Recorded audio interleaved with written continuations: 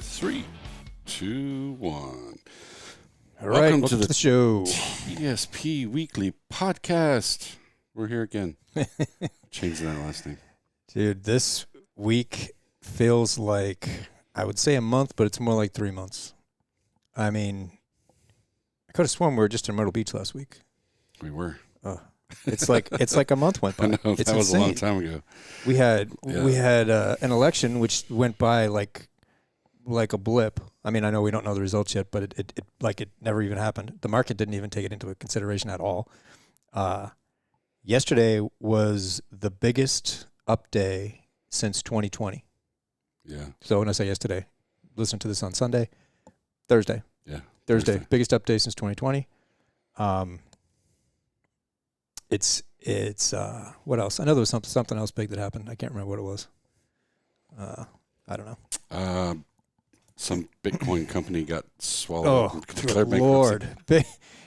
Bitcoin. I mean, I know who the company is. I'm just being facetious. No, I mean, that's just insane what's going on in the crypto world. I know you hate the word crypto, so I try not to say it anymore. But cryptocurrency, that's okay. Yeah. It's digital assets. Digital assets, yeah. No, I mean, every time crypto goes down, whichever digital asset it is, the guys that are saying, now's the time to buy, just get more right, because we're getting closer to the time to buy. When it's at the bottom, at zero is the time. That'll be the time to buy. I mean, personally, I'm looking for 12,000. Yeah. I think it got below 15 or tagged 15. Mm-hmm.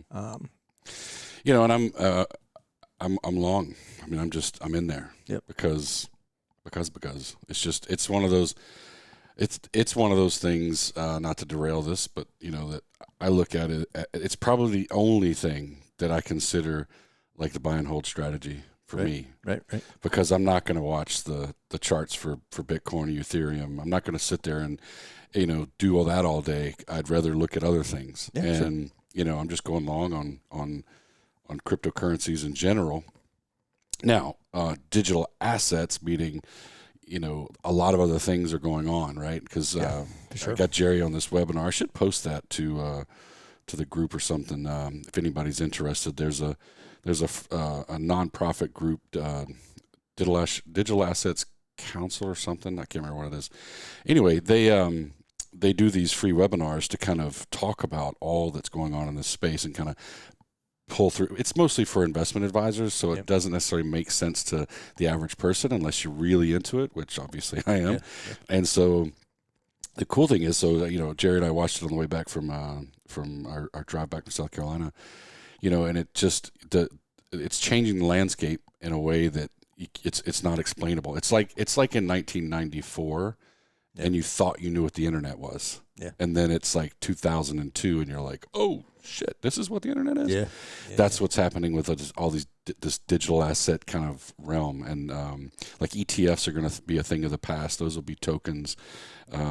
Just go out and look at it if you're interested in all that kind of stuff. Otherwise, don't worry about it. That's how I look at it with putting, with investing in it. I mean, so this particular nonprofit is run by a guy who had one of the largest RIA firms several times, and sold that to kind of focus on this. So he knows what he's doing. Yeah. And but his recommendation over the years as this has kind of grown is still only to kind of like he uses the 1% strategy. Like, don't go more than like 1 to 5% of your whole portfolio into that.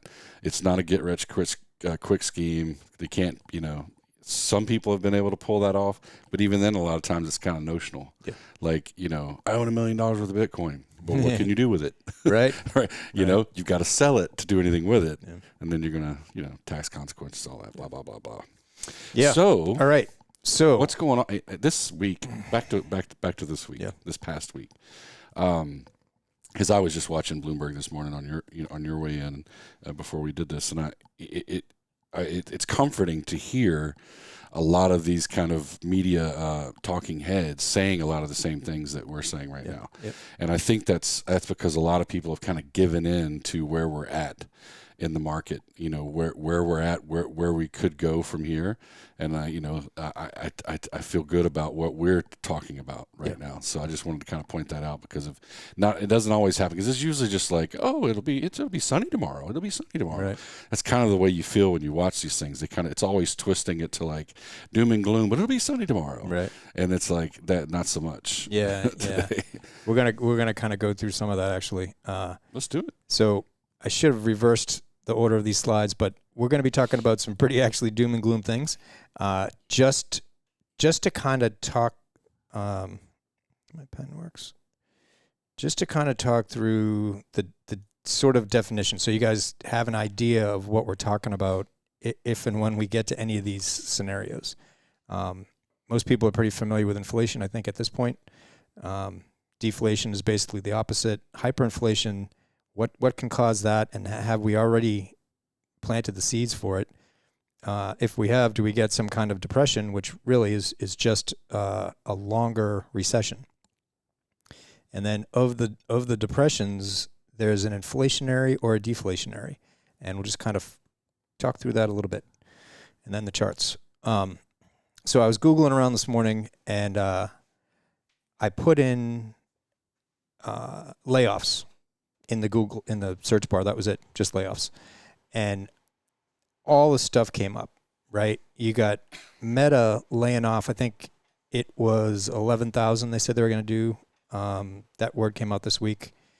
You got, it's basically all this stuff is tech. Elon Musk, huge layoffs happening there. Salesforce, big layoffs. 11,000 for Zuckerberg. I mean, there's another article I pushed out within the last day or two that talks about layoffs also, and it listed, 5 or 10 really, really big tech companies that were laying off a lot of people. So then you got housing, right? So I put in, I think I put in house prices falling is what I put in. And this is what comes up today, right? Used cars are falling off the cliff, 15% down from their peak. Housing market's worse than you think, says the New York Times. In Vegas, a condo fell from 440 to 266. This is within the last couple of months. And housing market to see the second biggest correction of the post-World War II era, which basically means second biggest is to the housing correction that we had in 2008. So there's a lot of concern about housing, and there's a lot of concern about layoffs. And then on the same day, this is Friday, stock futures rise after S&P posts the biggest one-day rally since 2020. So how can we have all of this doom and gloom news in the headlines and at the same time have the biggest one-day rally since 2020? If you are trying to connect the market, the stock market, to the economy, it will never work. They're two completely different things. And what happens in the economy is reflected in the stock market in different ways, but they don't, go hand in hand. They just don't. So it's good to know all the macro stuff, all the macroeconomic issues internationally and domestically, but you can't take from that means the stock market's going to do X. It just doesn't work that way. So we're going to go through these kind of quick. I'm not going to do a super deep dive into any of this, but I just want to give you guys kind of a taste. So inflation, we all already know about, right? Rate at which prices for goods and services rise, right? We've all seen that over the past year. Everything's getting more expensive. It doesn't really have anything to do with the goods and services. It has to do with the price of the dollar or the value of the dollar. So there's demand pull, cost push, and built-in inflation. So there's basically three types. We got a little graphic chart next that kind of shows that. Basically, the Fed uses the CPI and the PPI, producer price index, wholesale price index, but consumer price index and wholesale price index as the metrics to determine how bad inflation is.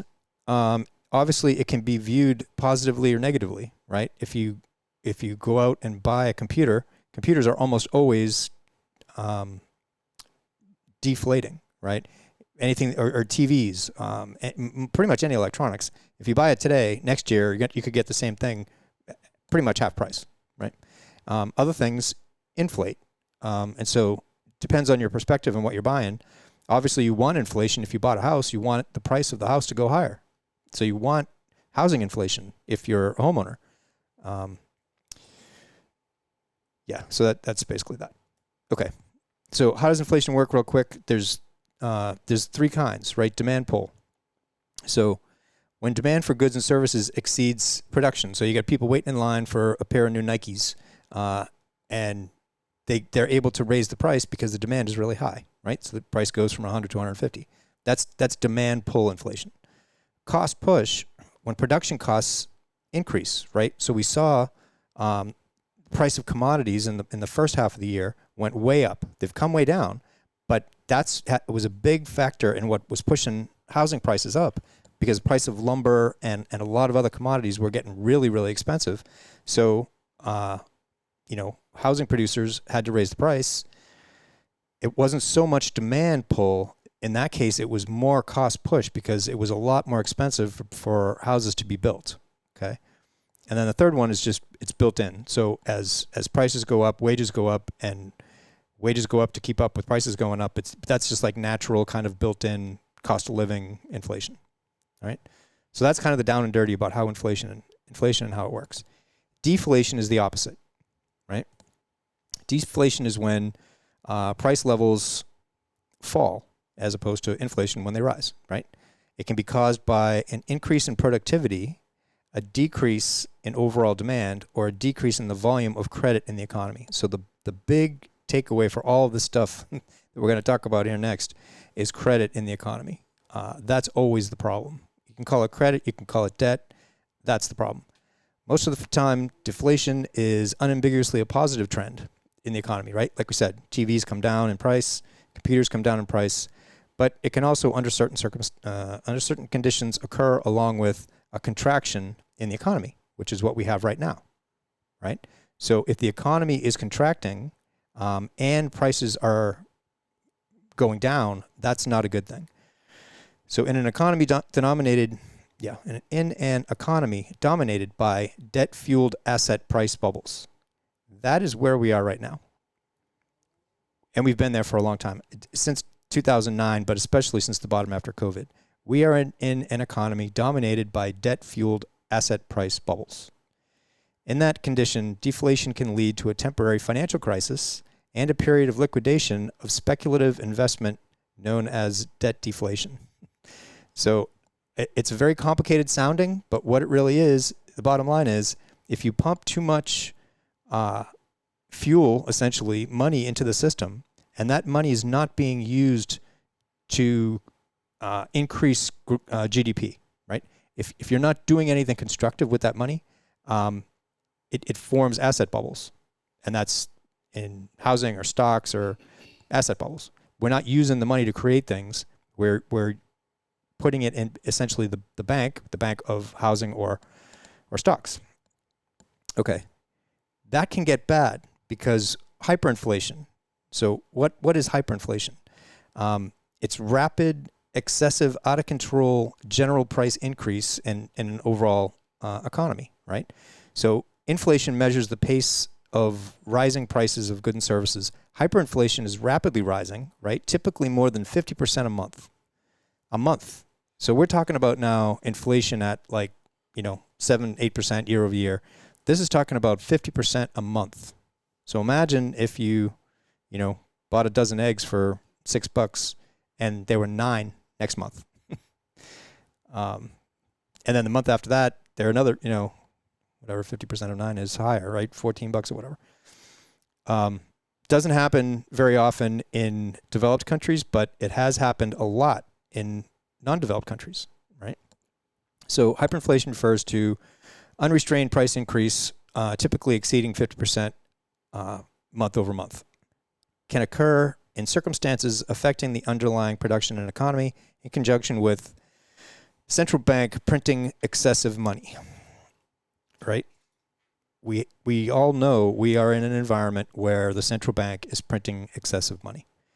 Hyperinflation can cause a surge in prices for essential goods such as food, fuel, as demand outpaces supply, right? So while hyperinflation scenarios are typically rare, they can definitely spiral out of control once they begin. So how does it get caused? So although several circumstances can trigger hyperinflation, right? A lot of things can do it. The most common cause of hyperinflation is excess money supply. And there's no doubt that that is the situation that we're in right now. And it started back in 2009 with all those bailouts. But at least things were being produced between 2009 and COVID. Once COVID hit, by definition, there was nothing being produced because nobody was going to work. And the government was cranking on the money presses so that we could all pay our rent, basically, right? So it pumped in an excessive amount of money into the system, and it got no GDP for it. So central banks generally control circulating supply of money in circumstances that historically warrant an increase in the money supply, like a recession or a depression. So that's what the government does, right? They add to the money supply to try to get us out of a recession or a depression.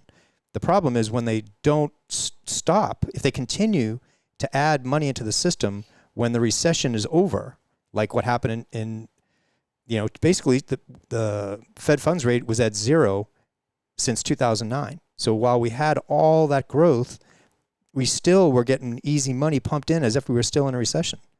That's why we have a tremendous amount of excessive money in the system right now. So this is what I was talking about before. If the increase in money supply is not supported by economic growth as measured by GDP, hyperinflation can result, right? If GDP isn't growing, businesses raise prices to boost profit and to stay afloat. Because consumers have more money, they pay the higher prices, and this feeds onto inflation more. If economic output continues to stagnate, right, which is the situation that we're kind of in right now because people are getting laid off, inflation keeps rising, companies charge more, consumers pay more, and it just goes on, right? That's hyperinflation. Depression it's a severe, prolonged downturn in economic activity, right? It's essentially the same as a recession, except it generally, this part of the definition isn't in there, but it's generally 5 quarters of negative GDP growth. So if we were to get 5 quarters in a row, and we had at least a 10% in a given year decline, they would call that, quote unquote, we're in a depression, right? So it doesn't have to look like 1929. The definition is at least 10% in a given year and 5 consecutive quarters of negative GDP. Doesn't happen very often. U.S. economy has experienced it several recessions. Recessions happen at least every 10 years, but just a handful have ever resulted in a depression. Okay. This is where it gets interesting, because if we do have a depression, okay, we talked about inflation, we talked about deflation. So what if we have an inflationary versus a deflationary depression? So a deflationary depression is what happened in 1929, okay? Huge amounts of inflationary credit were wiped out through bank failures, bond defaults, stock and real estate crashes. That was also similar to 2008, right? The price of everything comes down. The government isn't printing money to bail you out until after, right? Which is what happened in 1929. Also happened at the bottom in 2009. Hyperinflation depression was like what happened in Germany in the early 20s, right? So back then, rather than let a collapse of inflationary credit wipe out banks and securities and real estate values, the government creates yet more money to keep the thing going. Okay? So imagine the scenario that we're in now. If prices start rolling over and we start getting several quarters of negative GDP and the stock market tanks and housing tanks and people are getting laid off, does the government allow it to happen and we experience some kind of deflationary depression? Or do they say, no, we need to start turning on the printing presses like on steroids, and then do we get some kind of hyperinflationary depression? Right? Two different scenarios, both of them obviously are bad, but I would strongly recommend watching Wealthy on YouTube channel, and listening to some of the guys on there and women. The guests he has on there are like the best in the world. It's kind of frightening. It can take you a while to kind of get your mind around what they're talking about, but it's really, really good stuff. Okay. Let me take a rest. Jerry needs a little break. He's just... Yeah. I mean, I hate reading stuff off slides and all that, but I just wanted to kind of put out some of the ideas that I spend my day like listening to people and trying to compare it to the market. I mean, it can seem boring, some of this stuff, but it's important to at least understand the concepts, right? Yep. Because if you don't understand these concepts, when you hear other people talking about it, you don't know how to filter it. Right. Because they'll just throw these things out like 100 miles an hour. Right. And then you're like, he just said some version of the word inflation 6 different times, right? So, go back and just kind of review through that and at least have an understanding of the concept and to know whether somebody's, kind of, hyping it up, right? Not hyperinflation, but hyping it up going, oh, we're near a depression. And you go, well, I know what a depression is. And I don't think we're close to that because it's not meeting the definition of that. Right. So that's just some, or that they are saying it's true. Yeah. Right. Yeah. That's the difference. And you can see what the government does in response, right? If we start turning the printing presses back on, so which is why, it's very interesting. The market biggest up day since 2020 was on Thursday, right? We know that the Fed is trying to reduce demand.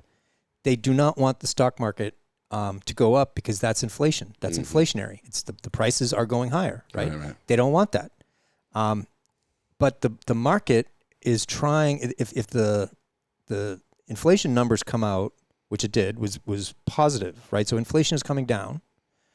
The market knows that at some point, as inflation gets lower, the Fed is able to stop tightening. Mm-hmm. So in anticipation of that, they push stock prices higher. But that will make the Fed go, guys, I told you.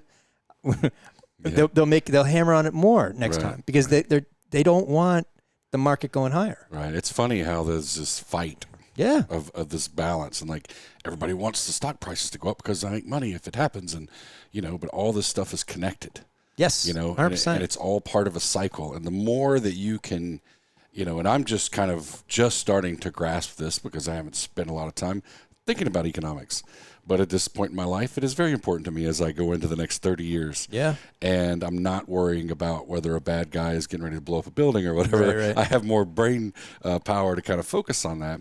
But I'm just starting to wrap my head around how these things work in cycles, and most things do because we're humans, and so humans tend to get in a cycle, and so does nature, right? And I shouldn't just say humans. No, it's everything. Yeah. So once you grasp that, and then you try to figure out, go listen to a lot of smart people like Ray Dalio and others that talk about where we're at in the cycle, then all the things start to make sense. You're like, oh, well, if that's the case, then this makes this more understandable. Yeah.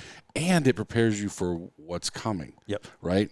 When you're 20, you're 30, you're just resilient. And if something happens, you got a long time to figure it out. Yep. When you're 40s and 50s, you're like, I don't really want to mess up this late. Yeah. So you got to figure out where you're at personally in the cycle, and then where the larger cycle is. That's the difference. Just because the bigger cycle is here, you might not be in that. Yeah, it might not affect you the same way. It won't affect you the same way within the same cycle. Absolutely. Yeah. So it's important to understand these kind of broader concepts, and if you glazed over it, then just fast forward to the TSP charts and No, I just wanted to point out a couple things. So Ray Dalio he's all over the internet now. He's the guy that started Bridgewater because he was not available for decades. Right, you couldn't get to him. Right, he's really, really good. It doesn't mean he's going to be 100% right, but he's gone back, since the beginning of humanity, basically, and looked at the cycles of. And it's not just him. I mean, he has a team of researchers, right? And he has enough money, he has enough wealth to make this his focus now. And he's like, I think that's respectable way of using your wealth to say, okay, I've made my money. Now let me figure out how to kind of break this stuff down for people to understand, and maybe that'll help. Right. Instead of just keeping it all to themselves, because you didn't even hear his name. Because it's funny when I tell people, like, I'll say his name, they're like, is he anything like Warren Buffett? And I'm like, look, Warren Buffett is just on the news all the time because Warren Buffett wants to. Yeah. Right. You can't tell me he doesn't like the attention. Sure. Right. But there's people like Ray Dalio and others who are been below the radar and been doing incredible things in the financial industry for decades. Yep. It's definitely worth looking at. He's got a book. He's got all these little videos and little vignettes that kind of summarize the thing. But it's called Principles. Principles was the first book. It's really good. The second one is this. It's the Changing World Order. Right. Is his book. Definitely worth looking at. The other one is The Fourth Turning. That's deep, bro. You got to watch that. If you watch those videos, you got to soak. At least I had to. I have to soak it in a few times because it's huge cycle stuff. Like generations of where you're at, and it's good stuff though. And even if it's not necessarily, like you said, 100% on point, I'm gonna say he's probably 70%, 80% close. The thing that creeps me out is when they overlap. Yeah. And then you watch enough of that, and you say, okay, they're overlapping here, and then you turn around. What's the Fourth Turning guy? It's not Ray Dalio. No. I think his last name's Howell, but it's look up Fourth Turning. There's two guys. One of them is still out there talking about it, but they've been writing about this since like the late 70s or 80s. Yep. So it's not new. It's just they weren't big on putting this stuff out in the social media and the internet, and now a lot of these older guys who've kind of been thinking about this for decades, you could find them like in the academic world, maybe, or the institutional world, but not. The average person wasn't going to flip a channel and see this person talking about the Fourth Turning. Right. And that sounds like some kind of, apocalyptic kind of thing. Well, it is. And so is Dalio's thing. Yeah. Right? But I don't look at it as a negative thing. I look at it as just the cycle of all things. Yeah, right? that's the point, right? Because at least if you can prepare. Right. That's the whole point of all of this, right? Yep. All right. TSP Fun Charts. Fun charts. So before we get to the actual fun charts, I got two, which I think are the two most important charts, at least for me, that I'm looking at right now. So the first one is the dollar. Okay, here's the U.S. dollar index. So if you put $USD in stockcharts.com, it's different in different software, but that's what it is in stock charts. You can see that the dollar bottomed out here in 21, right? And it's been on this parabolic move higher. Okay. It's got support all the way along at its 20-week moving average line. And we had a giant reversal candle a couple of weeks ago, right? Which pretty much put in the top for the dollar. And then this week it collapsed, right? Huge move down and collapsed through that 20-week moving average line for the first time, since back here somewhere. We also had RSI obviously rolled over, and MACD rolled over and is expanding negative. So why is that so important? When the price of the dollar goes down, it's good for stocks in general, but it's really good for the I fund. Okay, so keep that in mind when we look at the I fund chart. The next one is the 10-year Treasury Index, okay? So $TNX, 10-year Treasury Index, when yield, right, this is the index of the yield. So when yield is rising, it's a yield is on a bond, right? So it's not exactly the same as our F fund, but it's a really good index to track. So when yield is going up, the price of the F fund is going down, right? It's gotten support all the way along at its 20-week moving average line. And what happened this week? Huge collapse, huge engulfing candle this week on the 10-year yield, which means the F fund goes up. So we have a long way to go down before we even get to that 20-week moving average line. And we just are rolling over on RSI, and MACD is just about to turn negative. So at a minimum, I'm looking for yield to come down. If it gets support at that 20-day moving average or 20-week moving average line, and starts moving higher again, that's fine. But we have several weeks at least of potential increase in the F fund. Okay, so I'm really watching those two charts closely. So how does it translate into the stock funds? We're always talking about how we need to be above this 20-week moving average line for price to move higher, right? And we got support all the way along until January, where it broke down and then started heading down.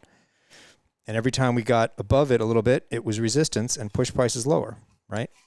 Now we're back to being above that 20-week moving average line. So it doesn't mean, could we get something like this? Yes, we absolutely could get something like that. We could have a week or two of higher prices only to have it roll right back over. We're just barely right there at that 50 line, and we just turned positive this week on MACD. So are we here, right? Or are we here or here?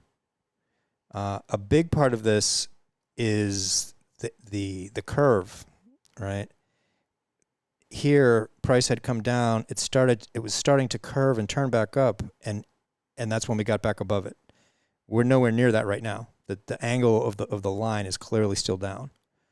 So what has to happen is price has to get, stay up here, and then this line will start to flatten and curve. And if price can stay above it, right, that's how we start. Right, the line keeps going. We keep getting support. That's what we want to see. The first step in that is definitely when price gets above that 20-week moving average line. But that's only the first step. Okay. So in terms of if you're looking at this as a buy and sell indicator, you got price above the 20-week moving average line. You got RSI right at 50, and you got MACD turn positive for 1 week. If you bought it here, let's say so if you're watching the show and you only want to look at your TSP once a week, let's say that on Monday it closes at what it closed at here on Thursday. So what is that? 39.56. Let's say that's the price. If you buy it at 39.56, I'm looking to get out of it if it's below that wick right there. I'm certainly out of it if it gets below that wick, right? So that's your risk. Your potential gain would be, however high it is. But that's the risk reward way of doing this. Okay. So I'm not saying that this is a buy. I'm saying it's the first step in a potential move higher, if that makes sense. Okay. S fund, kind of in a similar boat. It is above its 20-week moving average line. RSI is right there at 50. MACD is turning positive a little bit. Not super strong, but we got a double bottom here. So could we keep going out to new highs? It's possible, and it starts when price gets above that 20-week moving average line. And again, if you could get in here at that price, let's say, your risk is that much. Or if you're more conservative, that much. Right? So you'd have to be okay with riding, if you bought it here, riding the price down to here and then say, all right, I'm out. Right? And if it turns back on you, you would get back in if it gets above here. It's just the way it works. Yeah, I mean, of course, one of the key things to point out is in the TSP, we can't be in and out like that, right? So we've got to look at this as a lot more strategically, which is what led to where we're at. We talked about that on the member call last night. We had we had the longest member call we ever had. Lots of good questions and everything, but there was a lot of confusion about, well, why aren't you here versus there? And, all things considered, we made the allocations the way we made them, because it's not, this isn't the only thing you take into consideration, right? So if the other factors were different, then maybe this is where you'd want to be. But the point is for us is that it's not enough to make us go all in back into the stock market, right, and then only to get right back out. Let it give us a little more information, maybe, but there's probably some better places to be right now. Yeah, and you take that in the context of all the macro stuff that's going on in the world. I mean, even if you do get back into the market here, you have to have in the back of your mind that you can't just put it on autopilot, because you have to have some lines in the sand. Yeah, none of this is autopilot right now. No, not right now. No. It's funny. I was actually praising some of the media pundits or whatever you want to call them on Bloomberg and stuff earlier. But I will say, though, it's funny because when this question came up about, do we continue higher, and particularly talking about the S&P, and you could literally, they would space these discussions out by 5 minutes or so. This group of people would be like, "Oh, we're on a rocket ship. Yep. We're going up," and the other people were like, "Oh no, this is just a little bear market rally. Yep. Don't get your hopes up." And it's amazing because depending on when you tuned in, you would have been told by an expert like, "Oh no, it's going," or these other people would be like, "Nah, we're not seeing enough," and it's just a different perspective, and they're both guessing. Yeah, right? yeah. They're certainly guessing. Let me throw one other thing out about the C fund. We haven't done Elliott Waves recently. Maybe I'll do a show on that again next week. But so if this count is correct, 1, 2, 3, 4, 5 for a 1, right? A, B, C for a 2. Then the next move on this is 1, 2, 3, 4, 5 for a 3. A, B, C for a 4. 1, 2, 3, 4, 5 for a 5. That's like the 2008 scenario, right? That's really bad. Keep that in the back of your mind. That's fine. But what is most important in the short term is this. If this is 1, 2, 3, 4, 5 for a 1, and this is 2, then if this is a 1, 2 that begins this 3, 4, 5, this can't get above this, because this is 1, 2, and 2 can't get above 1. Yeah, and if it does, then the count's wrong. Count's wrong. Right. And I know probably a lot of people were like I am when I first started, seeing you do this, and I'm like, what do you mean the count's wrong? Yeah. Like the count's the count. No, it's not, because there is a little bit of art to this science where you only have the chart you have.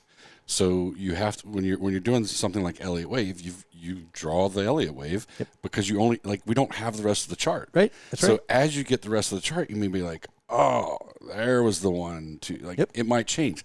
It's rare that so many people would be wrong on the account.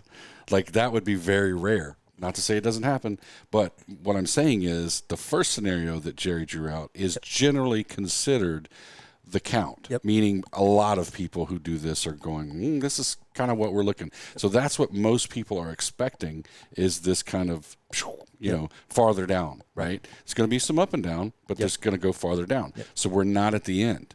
That's what the consensus is right now. Doesn't mean it's 100% correct. Absolutely does not. Nobody's got a crystal ball. Right. But I just want to point that out, because I know when I hear you say the count, well, if this happens, then the count's wrong. And you're saying it like it's no big deal, but it's like, what do you mean the count's wrong? Yeah. The fucking count's wrong, man. We've been talking about this count for 6 months. Well, we don't have the rest of the chart. This is what people don't understand, is they think that a lot of times you or people, that are doing technical analysis are trying to time the market, or they're trying to have a crystal ball. They're trying to guess. And if we were guessing, that's exactly what we would do. We just guess that is what's going to happen, and we would be adamant about it. We're not doing that. We're saying we got to see what's happening, and then when the trend does change, you're able to take advantage of it, right? I texted my charting coach last night, and I'm like, hey. Was there Maker's Mark involved? There could have been some Maker's Mark involved, He's 3 hours earlier. He's on the West Coast.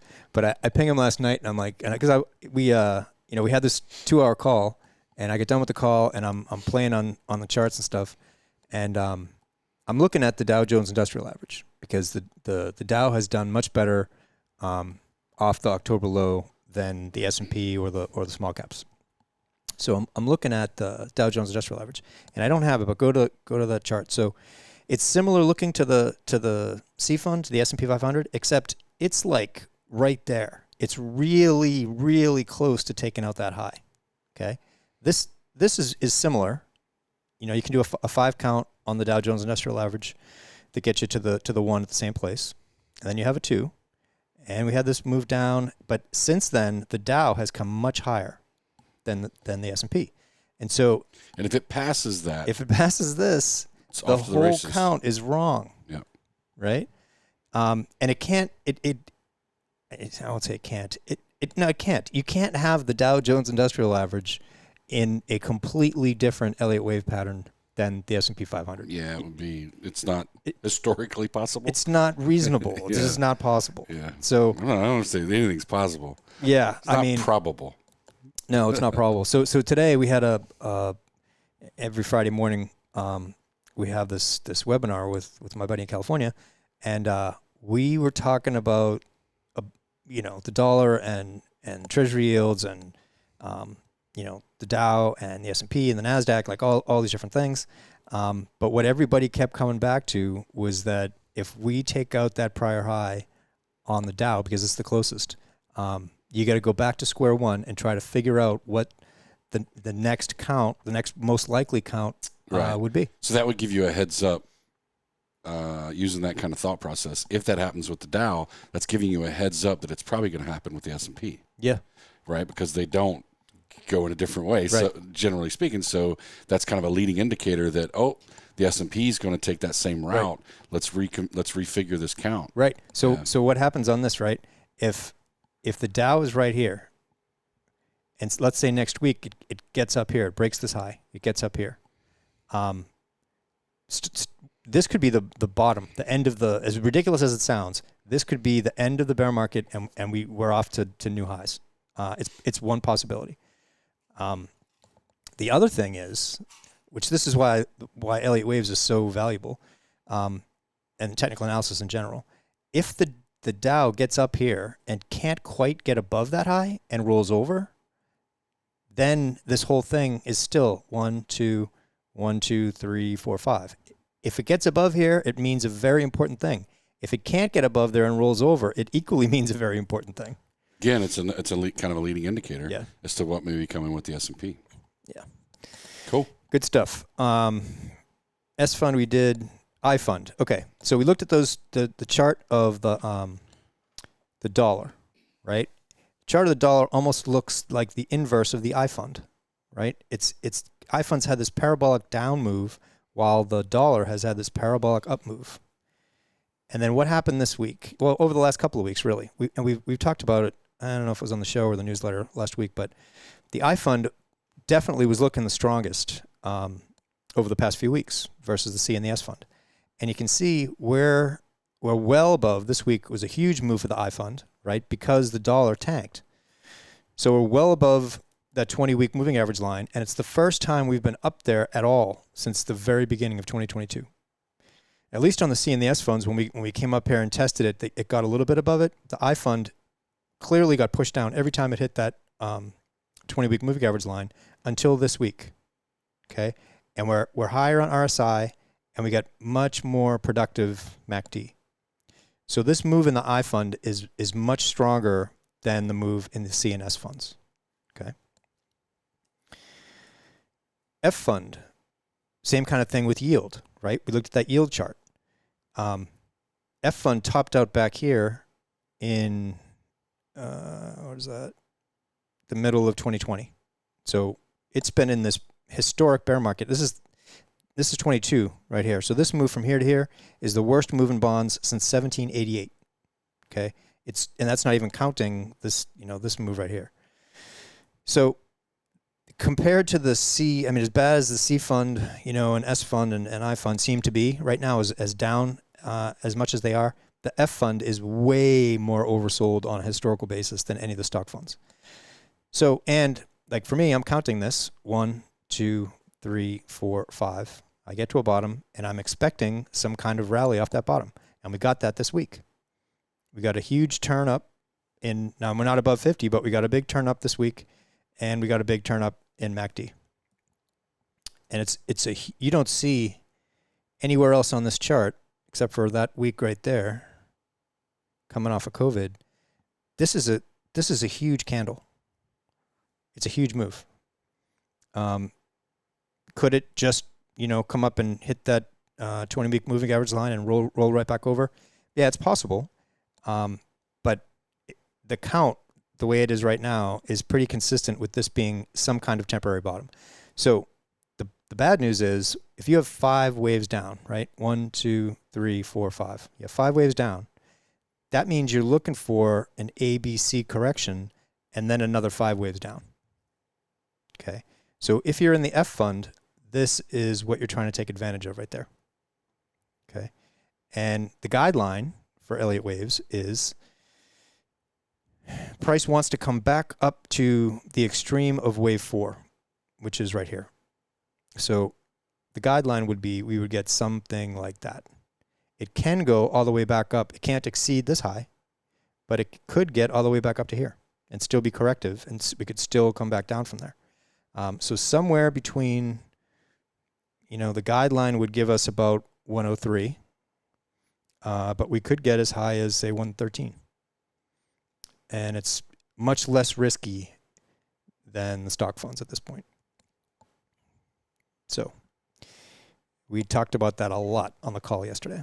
And so the I fund, if you haven't gotten the foot stomp, I fund and F fund are looking much better at this point than the C and the S funds. And that's why. I think we kind of explained at least well enough why.